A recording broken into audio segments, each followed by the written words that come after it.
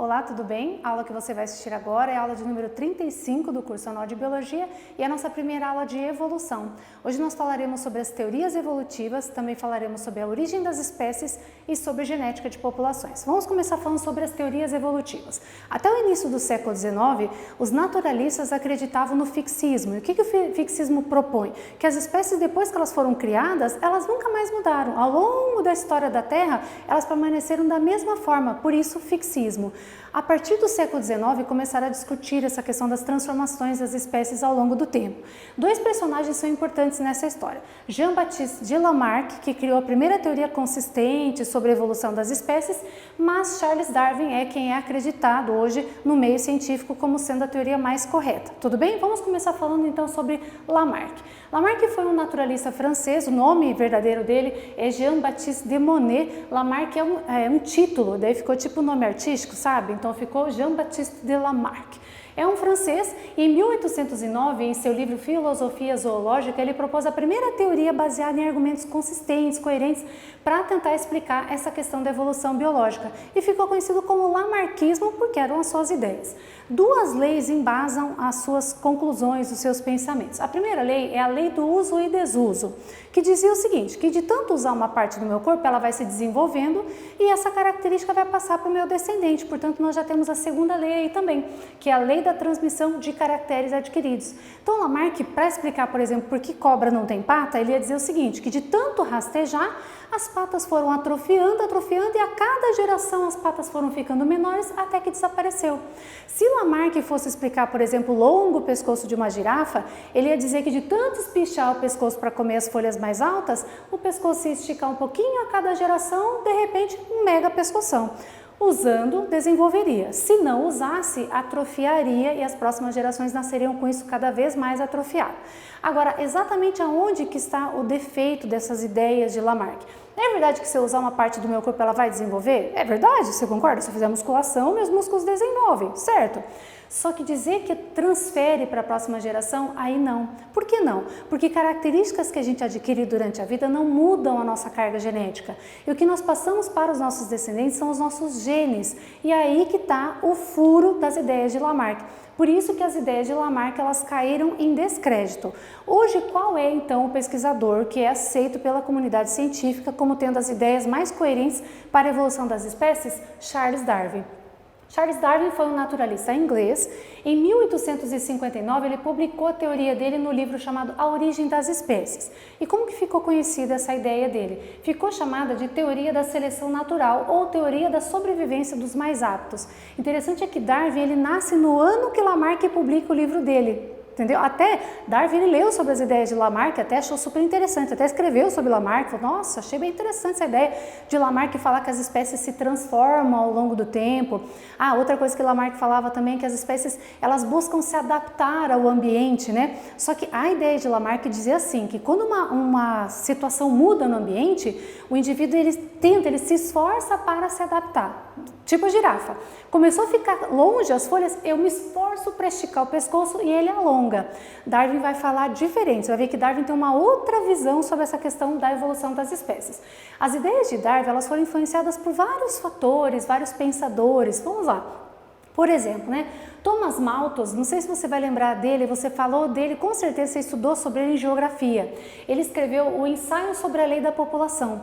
Para Thomas Malthus, as populações têm uma grande capacidade reprodutiva, portanto as populações têm uma tendência de crescer em progressão geométrica. Só que a produção de alimento cresceria em PA, em progressão aritmética, o que significa dizer que em algum momento a população ia superar a quantidade de comida disponível e ia começar uma competição entre os indivíduos. E aí Malthus falava que isso podia afetar a espécie humana, que do jeito que a população humana está crescendo, ia chegar no momento que não ia ter comida para todo mundo. Darwin, quando ele leu sobre isso, ele falou assim, gente, isso faz sentido para mim. Eu acho que a população cresce.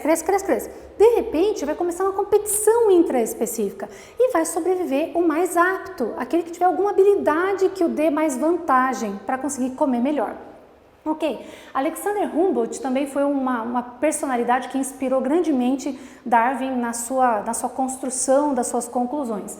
Quem foi ele? Foi um explorador naturalista e geógrafo famoso da época.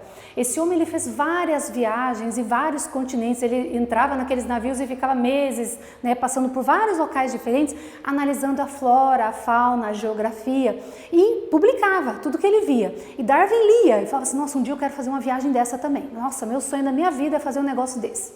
Charles Lyell era amigo de Darwin e ele era geólogo. E por ser geólogo, ele entendia muito dessa questão das rochas, do solo, da formação dos fósseis. Então, inclusive, quando Darwin ele viajou no Beagle, ele levou junto alguns livros de Lyell para poder compreender melhor a datação das rochas, a formação dos fósseis, para tentar entender, assim, como que ocorreu aquela transformação daquele fóssil que ele encontrou. Mas um divisor de águas na vida de Charles Darwin, com certeza, foi essa viagem que ele fez a bordo do Beagle. Como que ele conseguiu fazer essa viagem tão novo? Gente, ele tinha 22 anos. Se na época ele só pegava naturalistas mais experientes, né?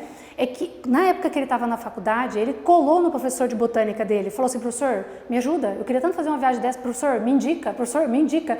E a biografia de Darwin diz que ele encheu as paciências desse professor, até que o professor chegou, né, para o comandante do navio, que era um navio oficial da Inglaterra, chegou e falou assim, olha, leva esse rapaz que ele é bom, que ele vai ajudar, que ele vai pesquisar, porque era praxe levar um pesquisador junto, quando eles faziam essas viagens exploratórias. E aí, lá foi Charles Darwin. Charles Darwin ficou nesse navio por 5, não no navio em si, né, porque parava várias vezes, mas ficou viajando por 5 anos. Ele saiu da Inglaterra em 1831 e voltou em 1836. E literalmente ele fez a volta ao mundo a bordo desse navio. Ele visitou vários tipos de lugares, ele passou 2 vezes pelo Brasil, uma vez ele passou na ida e depois ele passou na volta. E, na verdade ele passou pela Bahia, passou pelo Rio de Janeiro e voltou depois na Bahia. Então ele passou também pela África, passou pela Austrália, mas teve um lugar que ficou especial na história da pesquisa de Charles Darwin, que foram as Ilhas Galápagos, que ficam próximas do Equador. O que ele viu lá? Ele viu algumas espécies que eram só de lá, ele não viu em lugar nenhum do mundo. Ele falou assim, gente, por que tem esses seres vivos só aqui? E teve um grupo de animais que chamou a atenção de Darwin, que foram os pássaros tentilhões. Esses pássaros, eles habitavam as diversas ilhas desse arquipélago de Galápagos, só que cada ilha tinha um bico adaptado para comer o alimento disponível na ilha. Aquela ilha, por exemplo, que tinha mais coco, o bico era adaptado para furar o coco, para poder comer a polpa. Aquele que tinha mais inseto, o bico era adaptado para caçar o inseto. Aquela ilha que tinha muito cacto, o bico parecia uma tesoura para cortar o cacto com mais eficiência, com mais facilidade. E aquele que tinha mais semente, o bico era mais grosso, mais duro para poder triturar a semente. Só que o corpinho era muito parecido, parecia o mesmo pássaro, só que com bico diferente. Aí ele ficou observando aquilo e começou a pensar por que eles são tão parecidos, mas ao mesmo tempo diferentes, né? Na cabeça de Darwin, ele chegou à seguinte conclusão, que no início era apenas uma espécie que existia. Só que por alguma razão essa espécie se dividiu nas diferentes ilhas que tinha. E por causa do tipo de alimento, quem sobreviveu naquela ilha foram aqueles que tinham o melhor bico para comer aquilo que tinha disponível na ilha como alimento. Então Darwin começou a imaginar uma teoria evolutiva. Ele falou assim, eu acho que todas as espécies que tem no nosso planeta, elas tinham ancestrais comuns, até ter um único ancestral comum, que hoje a ciência acredita que era uma bactéria lá no oceano primitivo. Isso para a ciência. Então Darwin, ele começou a escrever isso, né? Só que ele não publicava, porque muito pouco, ele publicava um artigozinho aqui, um artigozinho ali, um artigo aqui, um artigo acolá, mas ele não escreveu uma grande obra. Por que não? Ele tinha muito medo da represália, porque quando ele começou a falar que os seres vivos tinham ancestrais comuns, as pessoas começaram, e ele falou inclusive que o ser humano, por ser parecido com o macaco, tinha um ancestral comum, as pessoas achavam que Darwin estava falando que o homem veio do macaco, e Darwin não falou isso. Darwin falou que macacos e seres humanos tinham um ancestral comum. E já começou a rolar um monte de crítica e daí ele ficou com medo e publicava pouco. Só que aí ele publicou, assim, qual que era a ideia, né? Ele foi publicar anos depois que ele voltou da viagem, anos depois. O darwinismo, ele pressupõe que todos os seres vivos têm um ancestral comum e que o ambiente seleciona os organismos que apresentam características que os tornam mais aptos, não fortes. A gente ouve muito isso assim, como um jargão, né? Como é que eles falam assim? O mercado é do mais forte, né? Sobrevivência é do mais forte. Não foi isso que Darwin falou. Darwin não falou em força, Darwin falou em aptidão. Você concorda que nem sempre é o mais forte que é melhor? Tipo, um pássaro não precisa ser mais forte para comer mais do que o outro, desde que ele seja mais veloz, desde que ele tenha visão melhor, desde que talvez ele tenha uma audição melhor. Ele não é mais forte, ele é mais apto, tudo bem? Nem sempre o mais forte é o mais apto. ok? Então sobrevivem os mais aptos naquele local e, portanto, eles têm mais capacidade de se reproduzir. Quando Malthus falou que as populações tinham uma grande capacidade reprodutiva, Darwin ele falou assim, isso faz sentido. Os seres vivos têm uma grande capacidade reprodutiva, mas nem todos conseguem chegar à fase adulta para ter filhos. Quem chega à fase adulta e tem filho? O mais apto. Então, ele vai ter o descendente tão apto quanto ele, porque ele passa essa característica para os descendentes. Ok. Só que nesse meio tempo que ele não publicou o livro dele, que ele só publicava alguns artigos aqui e acolá, ele recebeu uma carta. Em 1858, antes de publicar o livro dele, lembra que ele voltou em 1836, certo? 1831 ele saiu para viajar, ó, aqui ó, do gráfico lá, 1831. E do mapa, na verdade, 1836. Olha quantos anos depois, então já passou algum tempinho já, né? Em 1858, antes de publicar o seu livro, Darwin recebeu uma carta de Wallace com conclusões idênticas às suas, que era um outro pesquisador. Sabendo das ideias de Darwin, ele mandou essa carta e falou, Darwin, mas sem saber exatamente qual que era a conclusão dele. Ele escreveu uma carta, olha, eu acho que as espécies, elas são, os indivíduos são diferentes, existem aqueles mais aptos, os menos aptos, vai sobreviver sempre o mais apto. A mesma coisa que Darwin tinha concluído, Wallace concluiu de maneira, assim, independente, sem saber. Aí Darwin ficou um pouco apavorado, ele falou assim, gente, agora, tipo, eu estou pesquisando há anos sobre isso, nunca publiquei uma grande obra, agora o cara chega do nada e capaz de levar o mérito.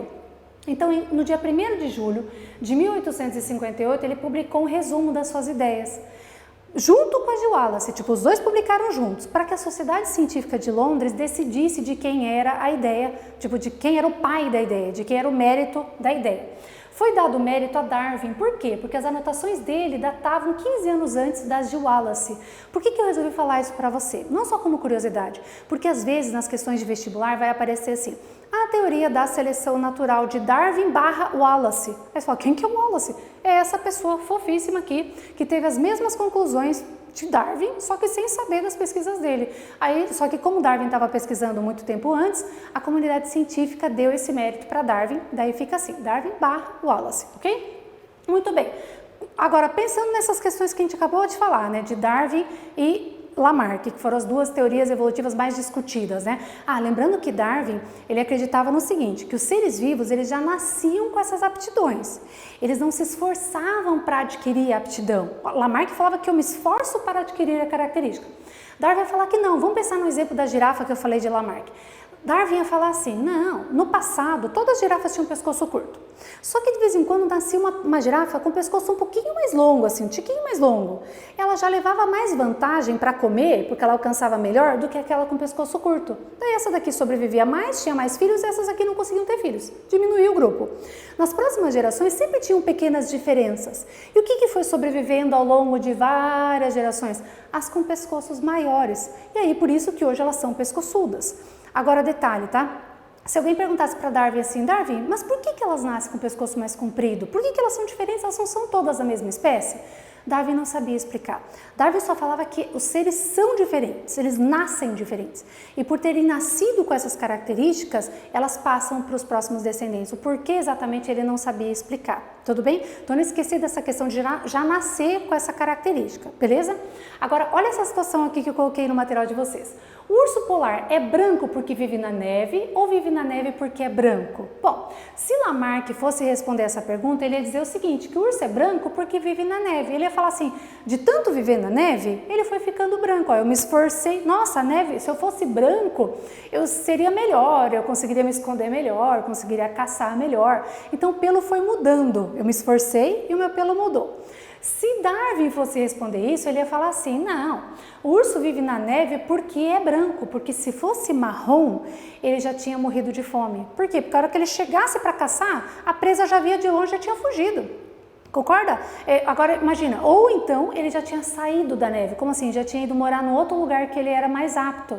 Então perceba que quem faz a aptidão é o ambiente, isso é importante. Tanto Lamarck quanto Darwin acreditam que o ambiente tem um papel importante na evolução das espécies. Tanto Lamarck quanto Darwin falavam em transformação das espécies. Tanto Lamarck quanto Darwin falam em adaptação das espécies. Eles falam que as espécies se adaptam ao ambiente, só que falam diferente. Lamarck fala que eu me esforço para me adaptar se o ambiente mudar. Darwin vai falar assim, se o ambiente mudou, eu não vou conseguir me esforçar para me adaptar, eu já tenho que ter nascido com essa característica. Se eu já nasci com ela, eu sobrevivo. Se eu não nasci, eu vou ser eliminado. Detalhe, hein? A seleção natural não é sempre positiva. A seleção natural age favorecendo o mais apto e eliminando o menos apto. Então eu tenho a positiva e eu tenho a negativa também. Agora, e seleção sexual? Seleção sexual é um caso especial de seleção natural. A seleção sexual age na habilidade de um organismo de obter ou copular com um parceiro. Quando a gente olha aqui, a gente está vendo uma aranha-pavão. A aranha-pavão, ela não só é colorida, assim, e se exibe toda para sua parceira sexual, como ela dança. E ela fica lá minutos dançando, 20 minutos, 30 minutos dançando para a fêmea chegar e acasalar com ele. Agora, por que a fêmea escolhe o macho que melhor dança e o macho mais colorido? Porque essas informações informam para a fêmea de que ele tem a melhor carga genética. Ele é mais apto. Por quê? Porque se ele está super colorido é porque ele comeu bem, ele está saudável, então ele sobreviveu legal. E aí por isso ele é escolhido para acasalar. Tudo bem? Ok, aqui na apostila de vocês eu coloquei um exercício para a gente analisar assim, a diferença a partir de imagens das 3 teorias que a gente acabou de falar. Se alguma questão de vestibular te pedisse assim, analise as figuras abaixo e relacione cada uma das imagens ao darwinismo, lamarckismo e fixismo. Bom, você está vendo que essa primeira figura aqui, você tem os indivíduos mudando, aqui você tem um indivíduo que mudou do preto e ficou branco, aqui do preto ficou um pouquinho mais claro, aqui do preto ficou um pouquinho mais claro, mas mais escuro um pouquinho que o segundo? Tá, você percebeu então que teve variação, né? Esse aqui não teve variação nenhuma, tá vendo? Assim como as espécies eram, elas ficaram fixas, elas não mudaram, portanto, esse número 2 a gente já sabe que é o quê? Fixismo, que não houve mudança nenhuma. Essa primeira imagem e essa segunda imagem, agora a terceira, aliás, a gente precisa diferenciar qual é lamarckista e qual é darwinista. Bom, Lamarck acreditava numa evolução linear. Como assim? Que os seres menos complexos se transformavam em seres mais complexos. E adivinha quem que Lamarck colocava lá no final da linha? Nós. Ele falava que nós éramos assim o topo da evolução, que a gente era o ser mais complexo, uau, sabe? Agora, aí se alguém perguntar assim, ô Lamarck, mas e a minhoca? Eu falo, o que tem minhoca? Ué, mas ela é tão simples, mas se ela estava se transformando, por que ela ainda existe? Ela não deveria ter virado outra coisa? Ter virado um outro ser vivo mais complexo? Lamarck queria dizer o seguinte, que os seres podiam surgir por geração espontânea. Você viu que esse ser vivo surgiu no meio da história, aqui em cima? Significa que ele surgiu por geração espontânea. Darwin não acreditava na geração espontânea. Lamarck sim. Então Lamarck acreditava que os seres menos complexos surgiam por geração espontânea e depois iam se transformando até chegarem em espécies mais complexas. Beleza? Então a primeira figura é o lamarckismo. A segunda é o fixismo e, portanto, a terceira figura representa o darwinismo. Percebe que as cores estão mudando? Representando o quê? Mudanças, alterações, porque Darwin e Lamarck assim, defendiam as mudanças, a evolução das espécies. Só que Darwin acreditava no ancestral comum. Um ancestral que foi dividindo e formando outras espécies, ok? Então, por isso que essa terceira figura representa o darwinismo. Muito bem. Hoje nós falamos em neodarwinismo. Como assim? Ou teoria sintética da evolução, algumas questões colocam como se fosse um sinônimo. Por que a gente fala em neodarwinismo? Porque Darwin, ele explicava toda essa questão da evolução das espécies dizendo que os seres tinham um ancestral comum, de que a seleção natural, ela agia sobre a variabilidade de características, que como os seres tinham características diferentes, sempre tinham o mais apto e o menos apto, para que o mais apto sobrevivesse e o menos apto não, que o mais apto ia ter filhotes iguais a si. Só que quando apertava Darwin e falava assim, Darwin, por que são tão diferentes? Darwin, por que de repente do nada um monte de bicho vermelho e pá, nasce um verde? Ele não sabia explicar. Entenda que enquanto Darwin estava dando a volta ao mundo no navio Beagle, Gregor Mendel, lembra dele? O pai da genética estava contando as ervilhas.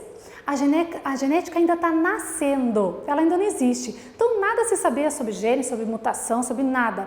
Hoje a gente sabe alguns conceitos a mais do que Darwin sabia no passado.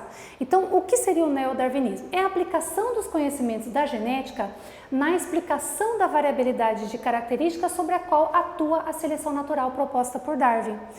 Darwin falava em variabilidade da espécie, ele falava que tinham várias características dentro do mesmo grupo e que os mais aptos sobreviveriam, né, a essas pressões.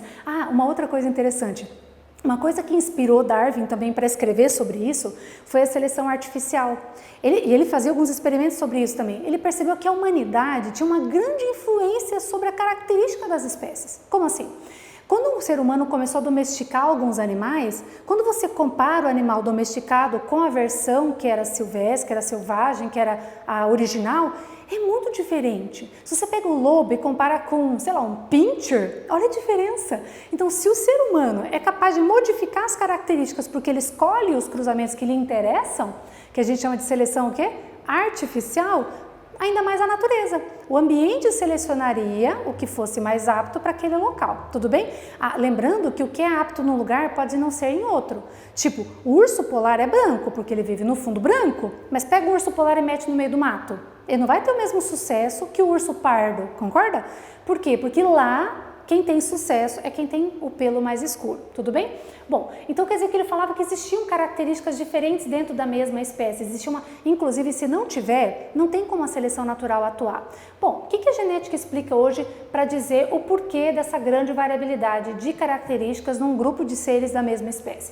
As mutações que geram essa variabilidade. Inclusive a mutação gera novas características, é aquele momento assim que não tinha nenhum bicho azul, era tudo vermelho, de repente apareceu um azul, isso é uma mutação. Mas tem também a recombinação genética, que também gera variabilidade na espécie. O que é a tal da recombinação genética? É o crossing over, lembra que a gente já falou sobre isso? E a segregação independente dos cromossomos homólogos. Quando eu ganho 23 cromossomos do meu pai, 23 cromossomos da minha mãe, eu não preciso separar assim os do pai e os da mãe para fazer meus óvulos. Eu posso fazer umas combinações independentes, desde que eu passe 23 homólogos para um lado e 23 para o outro. Isso é a segregação independente, isso também dá variabilidade genética, certo? Em cima dessa variabilidade genética e dessa variabilidade de características fenotípicas, ou seja, dessas características dentro do grupo, é que a seleção natural pode agir e gerar a adaptação. Então, quais são as premissas desse neodarwinismo que a gente fala tanto, né? Primeiro é a recombinação gênica, claro, né? Não em ordem de importância, tá? Só citando os pontos. Segregação independente, crossing over garante uma variabilidade genética na espécie. Outra coisa que pode gerar novas características são as mutações, certo? E aí nós temos a seleção natural agindo sobre isso. Se todos os seres forem clones, se todo mundo for igual, se um morrer por causa de uma doença, um fungo, matou uma planta, vai matar todas, porque todas são geneticamente iguais. Então a genética explica o porquê de os filhotes de um mesmo casal. Pega um cachorro e uma cadela, pega uma cadela que está grávida, está prenha. Quando nasce filhote é tudo igual? Nasceu 5 filhotes, é tudo igual? Gente, sempre tem um gordinho, um magrinho, um marronzinho, um branquinho, um malhadinho, não é? E tem um mais rapidinho, mais lerdinho, mais alegrinho, mais tristinho. Então, porque eles são diferentes. Olha os filhos de um mesmo casal, olha eu e meus 3 irmãos, nós somos muito diferentes. Parecidos, mas quando você olha assim, fala, nossa gente, você é diferente do teu irmão, hein? Por causa dessa variabilidade genética. Ok. Os tipos de seleção natural agora. Falando nessa questão da seleção natural, que age sobre diferentes tipos de fenótipos, não esquece que a seleção natural age sobre o fenótipo, certo? Só que é claro que o fenótipo está relacionado ao genótipo, porque não é o genótipo que faz o fenótipo, que gera o fenótipo.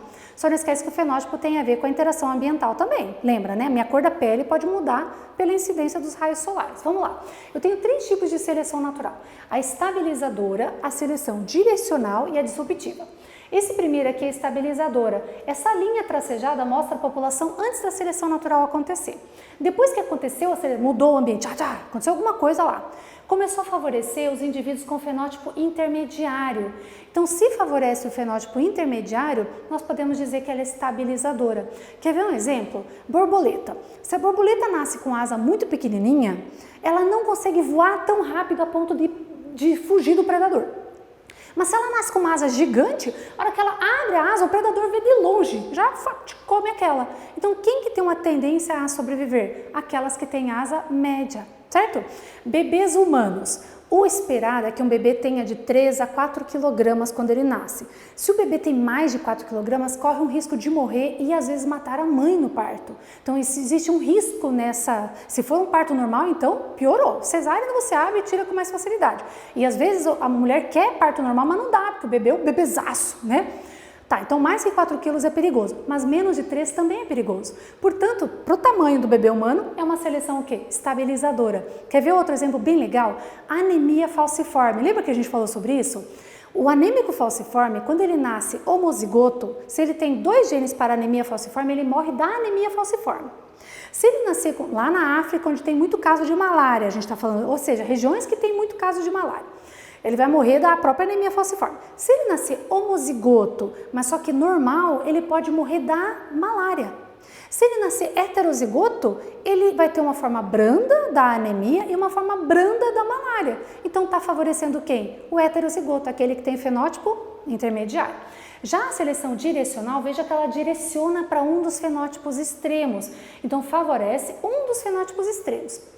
Pode ser um ou outro. Quer ver um exemplo?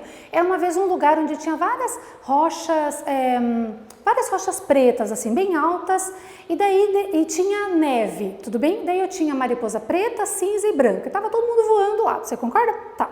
O que vai acontecer agora? A neve derreteu, tudinho, só ficou rocha preta. Concorda que o branco vai ficar péssimo, porque ele vai aparecer em todo lugar que ele voar? O cinza já aparecia antes, né? Então ele vai aparecer fácil, vai ser predado. A mariposa preta, ou seja, um fenótipo extremo, foi favorecido depois que derreteu toda a neve. Voltou a nevar de novo, agora eu tenho a neve branca e as rochas pretas. Eu não vou favorecer os 2 extremos? Aí nós chamamos de seleção disruptiva. Favorece os 2 fenótipos extremos.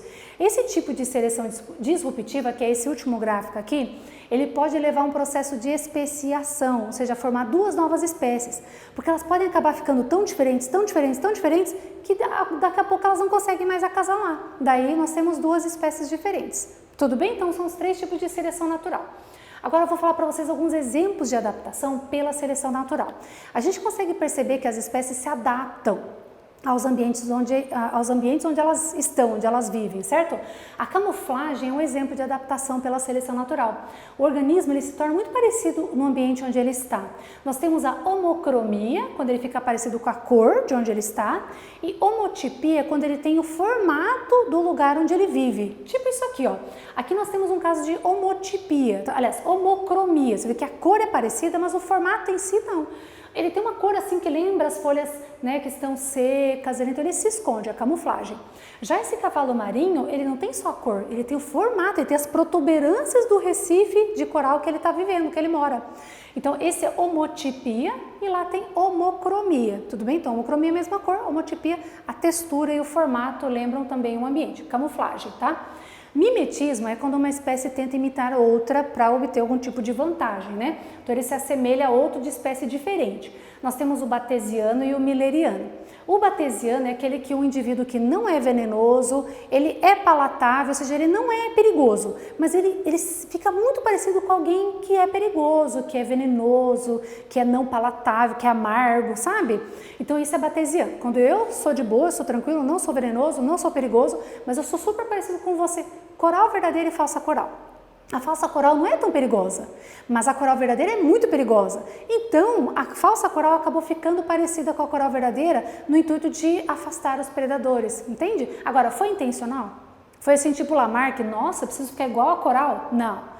Darwin vai explicar o seguinte, que quando nasceram algumas falsas corais com a cor mais parecida com a coral verdadeira, ela acabou sobrevivendo mais porque os predadores confundiam ela com a coral verdadeira. Com o passar do tempo, adivinha quem que mais sobreviveu? Sobreviveu aquela que fica cada vez mais parecida.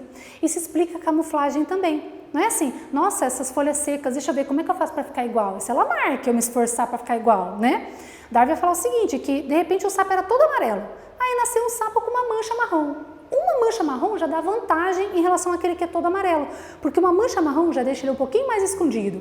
De repente nasceu outro com 2 manchas marrons, daqui a pouco nasceu um com uma mancha marrom e uma rajada amarela.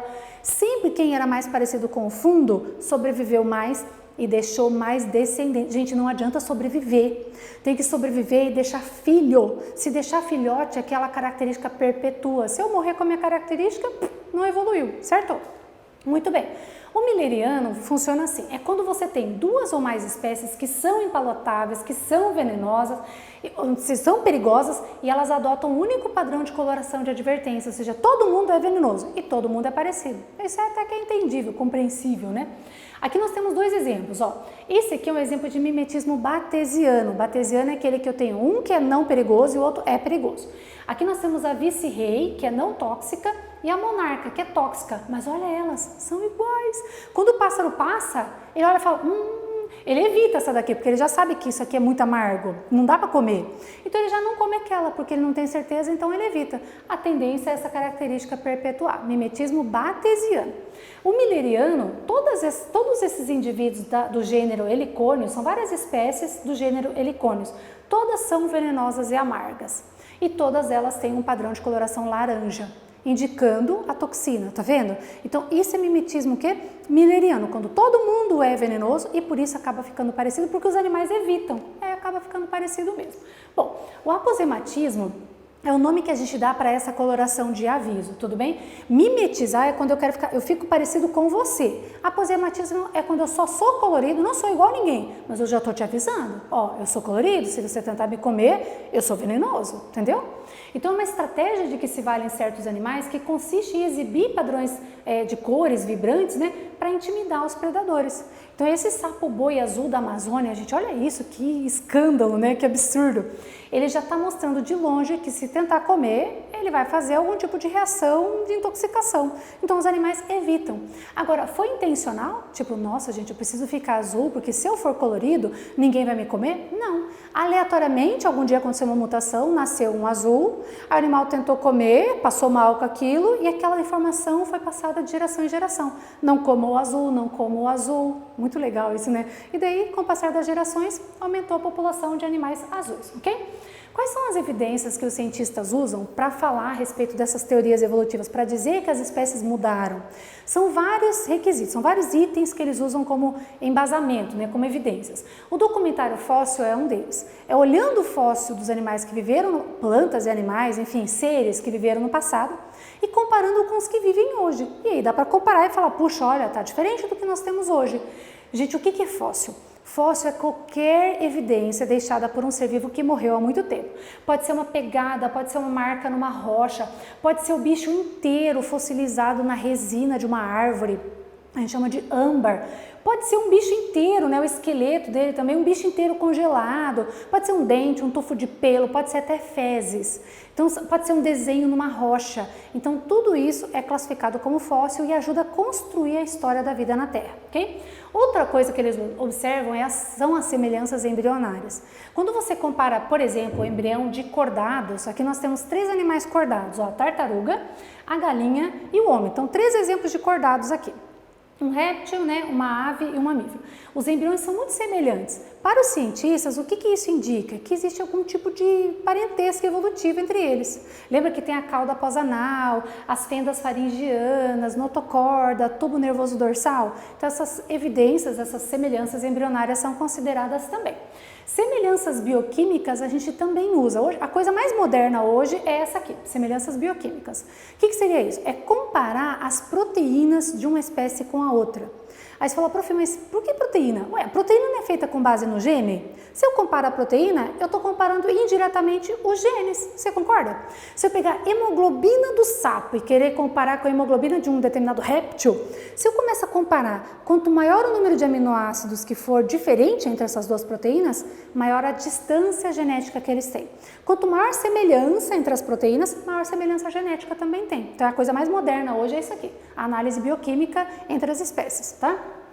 Semelhanças anatômicas e fisiológicas também são observadas. Tipo, olha para a cara do ser e fala, isso aqui é parecido com esse. Antigamente só usava isso, né? Daí dava uns furos assim. Hoje tem mais outros fatores analisados, tá? Órgãos vestigiais, por exemplo, são estruturas bastante desenvolvidas em uma espécie, mas é reduzida na outra.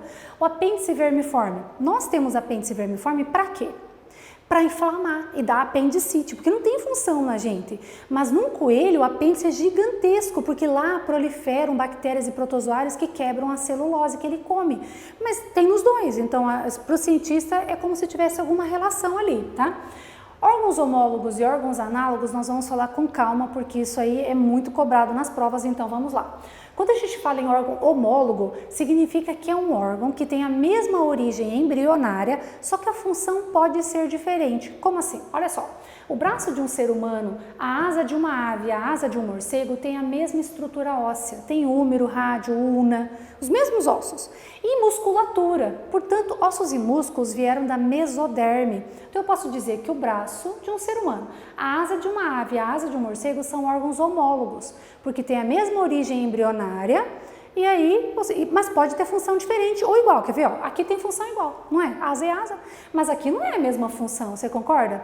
Então não é a função que determina, é a origem embrionária. Se tiver a mesma origem embrionária, é um órgão homólogo. Por que eles têm tanta semelhança? Por que isso, né? Para a ciência, é porque eles tiveram um ancestral comum. Tá vendo aqui a nadadeira de uma baleia e você compara aí com a pata desse veado ou com a pata desse urso? Vieram desse órgão, desse ancestral aqui no meio. Então, esse foi o ancestral que foi para todos os mamíferos que estão nessa figura. Portanto, todos esses órgãos, esses membros anteriores têm a mesma origem ancestral. Por isso que eles têm a mesma origem embrionária. Como é que a gente chama isso? Quando um ser vivo, ele acabou se separando em vários grupos e eles foram mudando porque eles foram explorar ambientes diferentes. Nós chamamos de irradiação adaptativa ou divergência evolutiva. Agora, quando a gente fala em órgão análogo, bom, órgão análogo é aquele que não tem a mesma origem embrionária. Se você compara, por exemplo, a nadadeira de um tubarão com a nadadeira de um golfinho, tem nada a ver. A nadadeira do golfinho em relação à nadadeira de um tubarão, eles são órgãos chamados de órgãos análogos. Você vê que o formato do bicho é parecido, né? Eles têm toda uma hidrodinâmica, mas eles não têm ancestral comum próximo. Então, no órgão análogo funciona assim. Eles têm a mesma função ou muito parecida, mesma característica assim, morfológica, só que eles não têm a mesma origem embrionária e não têm ancestral comum próximo. E isso é um órgão análogo. Aí como é que explica isso? Por convergência evolutiva. Como assim? Esses seres vivos vivem na água, ou o pinguim que mergulha na água constantemente. Como eles vivem na água, essa hidrodinâmica é favorecida pela seleção natural. Como assim? O ambiente selecionou quem tinha mais hidrodinâmica. Consequentemente, o copo fica nesse formato, afunilado na frente, tem nadadeira, entende? Então, eles estavam sujeitos às mesmas pressões ambientais, por isso que eles ficaram parecidos. Vamos completar agora a nossa tabela de comparação entre órgãos homólogos e órgãos análogos. Os órgãos homólogos têm a mesma origem embrionária, o análogo não tem a mesma origem embrionária. Órgão homólogo, em relação à função, tanto faz, pode ser diferente ou pode ser igual, isso não determina. Mas no órgão análogo, a gente espera que seja ou igual ou muito semelhante, né? O formato, a função, ok? Ancestral comum. O órgão homólogo é aquele que você tem ancestral comum, que existe um ancestral comum próximo. Já no análogo não tem ancestral comum próximo. Isso aqui é muito importante, tá? E como é que surge um órgão homólogo? Por irradiação adaptativa. Um ser vivo, né, um grupo de seres vivos, aliás, se divide em vários grupos e começa a se adaptar em diferentes ambientes. Irradiação ou divergência evolutiva, ó, né? Convergência adaptativa, tinha vários grupos vivendo em outros lugares. Eles foram vivendo o mesmo e acabaram ficando parecidos por causa da mesma pressão ambiental. Isso a gente chama de convergência adaptativa ou convergência evolutiva. Muito bem? E agora nós vamos para a parte da explicação da origem das espécies. Como assim? É o fechamento das teorias evolutivas. Bom, se a evolução acredita que as espécies elas surgiram do mesmo ancestral comum, como que tem tanto ser vivo hoje diferente vivendo por aí? Isso é a especiação. Primeiro vamos lembrar o conceito de espécie, né? Ernest Mayr, lá em 1942, criou esse conceito de espécie que a gente usa até hoje, apesar de ter algumas limitações. Espécie é um grupo de populações cujos indivíduos são capazes de se cruzar e produzir descendentes férteis em condições naturais, estando reprodutivamente isolados de indivíduos de outras espécies. Quer dizer que para esse grupo ser da mesma espécie desse grupo, eles precisam ser capazes de acasalar e gerar descendentes férteis. Só que isso tem que acontecer em condições naturais, não pode ser num zoológico, é isso que eu estou falando. Vamos entender. Aqui nós temos uma égua e aqui nós temos um jumento. A égua é uma espécie, o jumento é outra espécie. Se eles acasalarem, vai nascer o que a gente chama de híbrido infértil. O híbrido não é fértil aqui. Nós temos a mula se for do sexo feminino e nós temos o burro se for do sexo masculino. Agora, você sabia que isso é feito de propósito em algumas regiões do Brasil para usar esse animal, a mula, no trabalho pesado? Por quê? Olha que interessante isso. A égua, ela é assim, muito dócil, né? Você dá o comando para ela e ela atende. Os cavalos são dóceis, certo? Só que eles não têm uma musculatura tão potente para fazer um trabalho pesadão na roça. Já o jumento, ele é muito forte para carregar peso, carregar aquelas carroças, aqueles arados, ele é fortão, só que ele é temperamental. Então, o dia que ele não quer, ele não vai. Você fala, vamos arar a terra? Não vou, você não manda em mim. Entendeu? Ele não vai, ele paca e pronto. Quando cruza os dois, a mula, ela tem as duas características desejáveis. A mula é doce como uma égua, mas ela é forte como o quê? Como o jumento. Interessante, né? Eles fazem esse cruzamento de propósito, mesmo sabendo que ela não vai ter filhotes, porque isso é um desperdício, né? Eles criam de propósito para usar ela no serviço braçal. Então ela tem essa força, né, do pai e tem a doçura da mãe. Eles usam a mula para trabalhar no trabalho pesado, lembrando que a mula vai ser do sexo feminino. Ok, leão e tigresa é outro exemplo, né, de cruzamento entre duas espécies diferentes. O leão é uma espécie, misericórdia, a tigresa é outra espécie. Eles não se encontram na natureza. Por que não? Porque leão vive na savana africana. O tigre, ele vive em florestas asiáticas, então eles não vão se achar. Agora, se você colocar no zoológico, eles são capazes de cruzar e gerar descendente. O que nasce disso daí? Nasce o famoso liger. O liger seria algo como lion com tiger, então liger, né? Esse liger aqui, ele é gigantesco, olha isso, eles chegam a 3 metros de comprimento. Gente, você tem noção do que é 3 metros de comprimento? Olha isso, 1, 2, 3. Sair do campo é gigante. Agora você fala, por que é gigante? Agora vem uma curiosidade muito louca. É porque funciona assim, o gene que define assim, o controle do crescimento, ou seja, que faz parar de crescer, vem da leoa, da fêmea do leão. E nos tigres, quem passa esse gene que controla o crescimento é o tigre, não a tigresa. Então o liger, ele nasce sem o gene que controla o crescimento, então ele cresce para sempre. Você fala, meu Deus, vai crescer até quanto? Gente, claro que ele vai morrer de falência dos órgãos, né? Não vai crescer, mas eles já chegaram a 3 metros e pouco, 3,5 metros, se eu não estou enganada. É muito gato, é um gato gigantesco, né?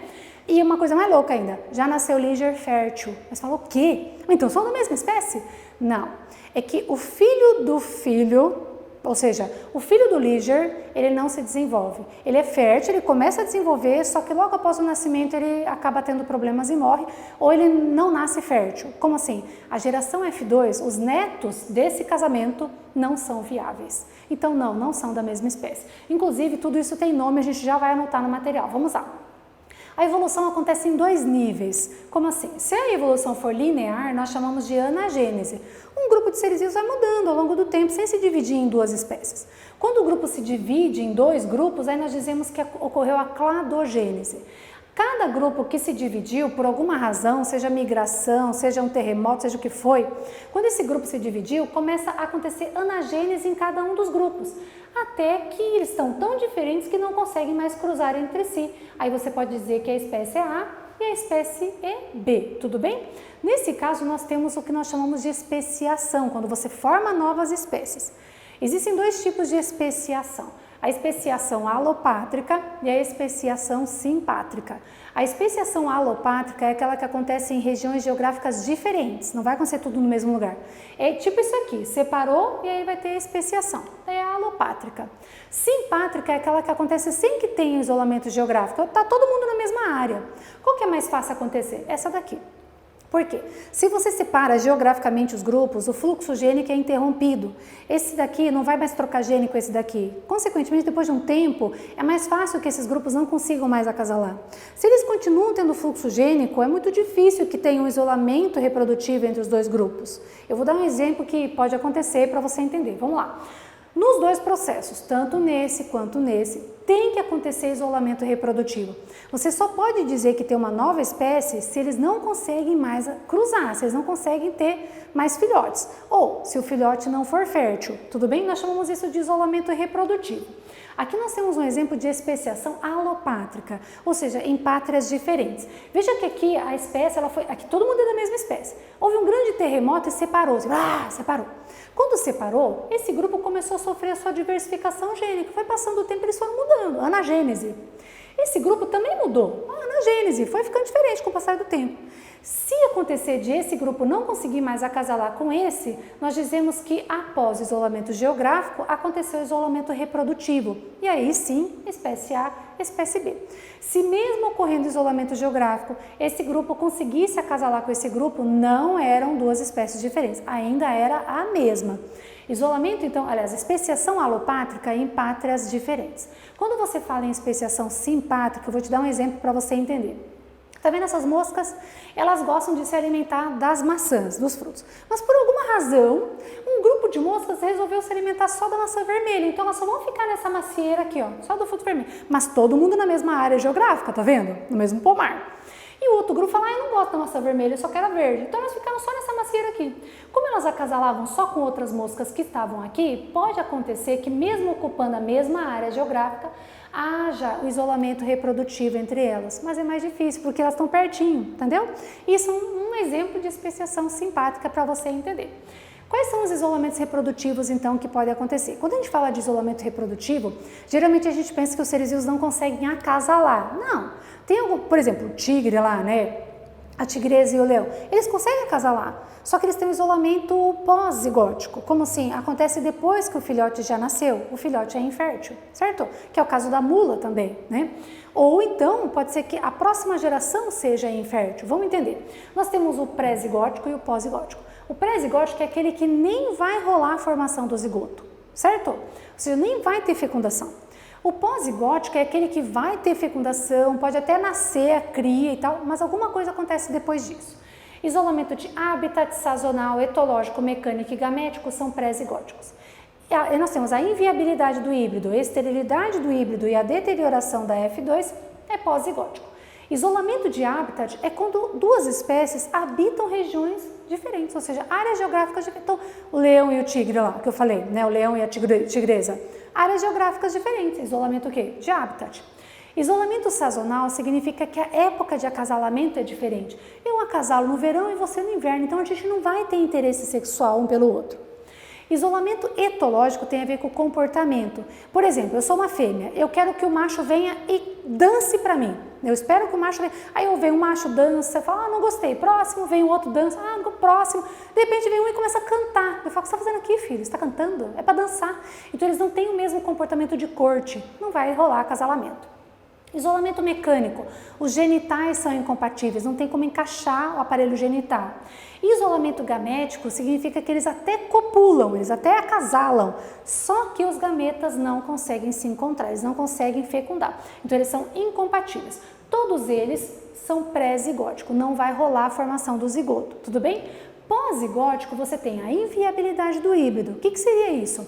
Significa que você tem um embrião que se forma, mas ele não se desenvolve, ou ele morre antes da idade reprodutiva. Ele pode ser abortado nos primeiros meses e tal, ele pode até nascer e morrer, ou ele pode nascer e começar a se desenvolver, mas não chega à maturidade sexual. Inviabilidade do híbrido. Esterilidade do híbrido significa que ele vai crescer, que ele vai se desenvolver bem, só que ele não consegue ter os seus filhos. É infértil. Ele fica adulto, a mula é o exemplo, né? E a deterioração de F2 é aquele exemplo que eu falei do Liger que tem filhos, só que os seus filhos não são férteis. Então a primeira geração híbrida é viável em alguns casos, e é fértil, só que a segunda já não é mais viável ou não é fértil. Isso é a deterioração da geração F2, da próxima geração. Bom, e para a gente terminar, nós vamos falar de genética de populações. Genética de populações vem para fechar tudo isso que a gente está falando das teorias evolutivas e da genética também. Hardy e Weinberg foram dois matemáticos que eles analisaram a frequência dos alelos em uma população, a frequência do azão e a frequência do azim. E eles chegaram à conclusão do seguinte, que em uma população infinitamente grande, em que os cruzamentos ocorrem ao acaso e sobre o qual não há atuação de fatores evolutivos, as frequências gênicas e genotípicas permanecem constantes ao longo das gerações. Ou seja, Hardy e Weinberg falaram assim, se numa população gigante, mas gigantérrima, não houver nenhum tipo de fator evolutivo, os acasalamentos, os cruzamentos forem totalmente ao acaso, a frequência do azão nunca vai mudar e a frequência do azim também nunca vai mudar. Elas estariam em equilíbrio gênico ou equilíbrio de Hardy e Weinberg. Portanto, né, o teorema é válido somente para populações. Detalhe, né, é uma população teórica, você concorda? Por quê? Ela tem que ser infinitamente grande, essa população. O que é isso? Será um continente? Será o mundo inteiro? Infinitamente grande, tem que ser gigantérrima. Tá. Os cruzamentos não podem ser intencionais. Eu não posso olhar para o macho e falar assim, nossa, que belas penas, entendeu? Tem que, vamos lá, vamos ter filho. Não tem preferência, tem que ser totalmente ao acaso, tem que ser uma população panmítica. Pan significa muito, misere significa misturar, então eu misturo muito, ok?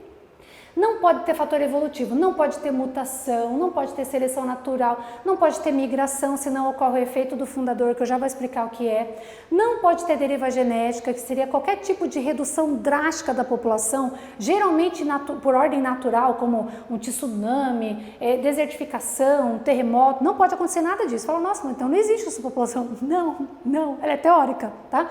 Inclusive a questão tem que falar isso. Em uma população que esteja em equilíbrio porque ele já está falando que ela é teórica para você, tá? Nesse caso, a gente fala que ela está em equilíbrio gênico, está em equilíbrio de Hardy-Weinberg. Vamos entender por que a seleção natural e outros fatores evolutivos afetam a frequência dos genes. Olha só, aqui nós temos um predador que adora comer o bichinho vermelho, tá vendo? O papo dele é cheio de bichinho vermelho? Detalhe, tá? O bichinho vermelho é o azinho. A frequência do azão é 0,2 no começo e a frequência do azinho é 0,8. Só que de tanto o predador comer os vermelhinhos, a frequência do gene azinho começou a diminuir. Nas próximas gerações eu já estava meio, 0,5 para o azão, 0,5 para o azinho. E o pássaro continuou comendo, até comeu tudo, comeu todos os vermelhinhos. Na próxima geração nasceu o vermelhinho de novo. Aí você fala, como assim? Se ele comeu todos os azinho, é porque ele não comeu o verde, e tinha verde que era azinho. Então tem um alelo lá, só que a frequência caiu muito. A frequência do azinho vai para 0,25 e do azão 0,75. Vai reduzindo a cada geração se o predador não parar de comer, certo? Então nesse caso não vai zerar porque sempre vai ter esses recessivos escondidos no heterozigoto, mas vai reduzir bastante. Então a seleção natural age interferindo na frequência dos alelos. A migração também. Olha essa situação, era uma vez uma ilha e não tinha o gene azinho, a frequência do azão era 100%, era 1, só azão, tá vendo? Azão. Chegou um barquinho cheio de migrante lá. Eu tenho a galera azinho, azinho, tem azão também.